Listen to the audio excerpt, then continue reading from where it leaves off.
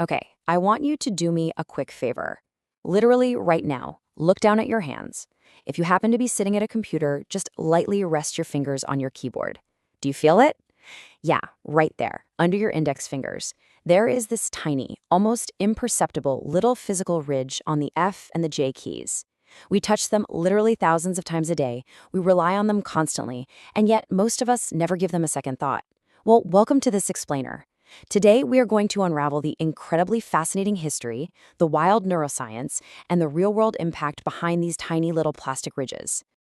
So why are there bumps on your F and J keys in the first place? I mean, it's definitely not some manufacturing defect, and it certainly isn't just an accidental plastic seam. Believe it or not, these tiny markers have fundamentally shaped our digital lives in ways we completely take for granted.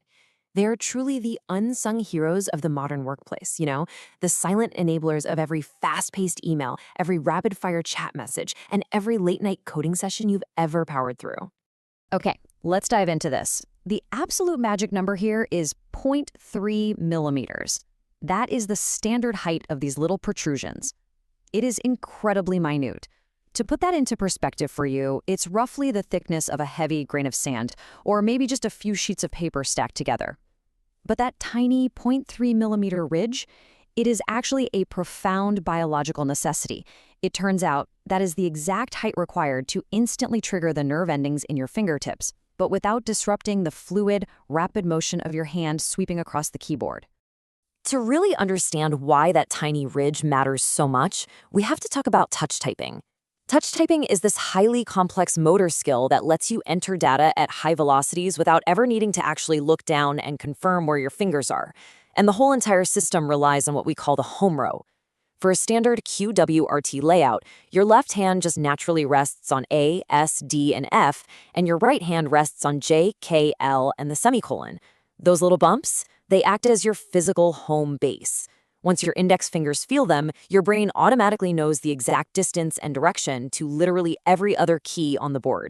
The sheer genius of the 0.3 millimeter bump becomes so incredibly obvious when we compare how people type.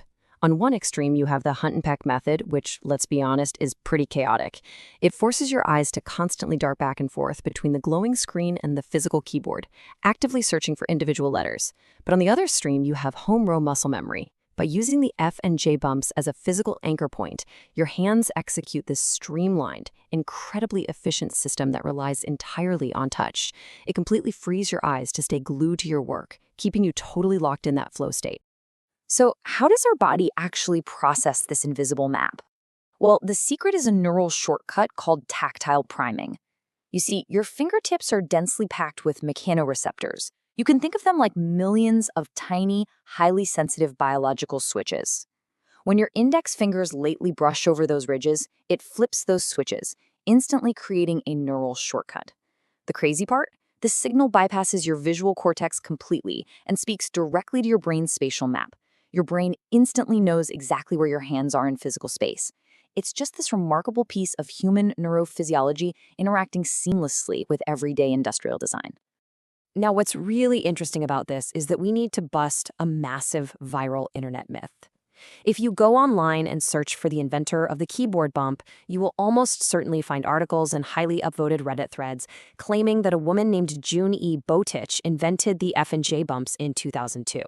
It's a fantastic story, but as we dig into the actual historical data, we find out that actually, scratch that, it's completely backwards. The real story stretches way further back. The concept actually dates all the way back to the 1930s. That's when layout pioneer August Dvorak noticed typists were wasting precious time looking down at their hands, so he added literal brass rivets to his keys to guide them. Fast forward to 1985, and the legendary IBM Model M keyboard officially standardized the plastic 0.3 millimeter bumps on the F and J keys that we all use today. So where does June Botich fit into this whole timeline? Well, in 2002, she didn't invent the bump. She actually patented a system of raised edges, kind of like a plastic cradle wrapping around the keys to try and improve upon the bumps that were already there. And finally, in 2003, Apple, who had stubbornly placed their bumps on the D and K keys for years, finally surrendered to the industry standard, adopting the F and J bumps we know today. And this isn't just some quirk of English QWERTY keyboards either. It is a global human necessity. Different cultures have beautifully adapted this silent pact between human and machine. On Arabic keyboards, the tactile markers sit on the N and T keys. In Japanese layouts, they sit on the F and the Ha character keys. India's multilingual keyboards place them specifically on key Devanagari characters. It doesn't matter what the language is or what the alphabet looks like, the human hand absolutely requires a physical anchor to type efficiently.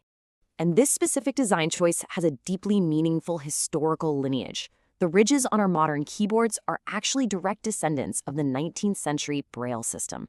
Just as Louis Braille allowed people to read using that brilliant six-dot cell in the 1800s, these modern tactile markers serve as a crucial accessibility lifeline today. For visually impaired computer users, these bumps are literally the starting coordinates for interacting with the entire digital world. It quietly continues the centuries-old tradition of reading, writing, and navigating technology purely with our fingertips. And this brilliantly illustrates what happens the moment you take them away. The performance drop is staggering. Studies show that a totally smooth keyboard results in a massive 38% increase in typos, and your overall typing speed slows down by 22%. That is a huge hit to productivity. It's so vital that even among digital native Gen Z users, who sometimes heavily customize their mechanical keyboards by sanding the visual letters completely off the keys for a sleek, minimalist look, they almost always leave the F and J bumps entirely intact. Because without them, your hands are quite literally lost in space. Which naturally brings us to the ultimate failure of the flat touchscreen. Tech giants have spent billions, literally billions, trying to replace these physical bumps with sleek glass. In 2012, Apple even filed a patent for a virtual keyboard that used localized microvibrations to simulate the feeling of the F and J ridges on a flat iPad screen. And it completely flopped. Why? Because our brains inherently crave real, physical texture. A vibration only happens after you press down, right? It doesn't provide that constant resting anchor point that our fingers desperately need to orient themselves before we even start typing. Historian Dr. Leela Nakamura sums this up perfectly. She says, "They're not just design, they're biological truth. These bumps aren't some passing tech trend or quirky aesthetic choice. They exist because our human anatomy absolutely demands them. Think about it. We build machines that operate at the speed of thought. But to successfully interface with them, we had to accommodate the physical reality and the limitations of our own bodies." Which leaves us with this final lingering thought.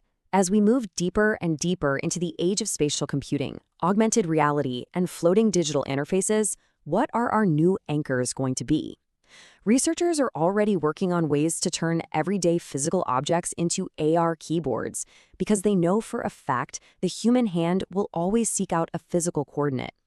Even as our screens vanish into thin air and we find ourselves pinching at floating holograms, we are always going to need that tiny, reassuring bump in the dark to tell our hands exactly where they are.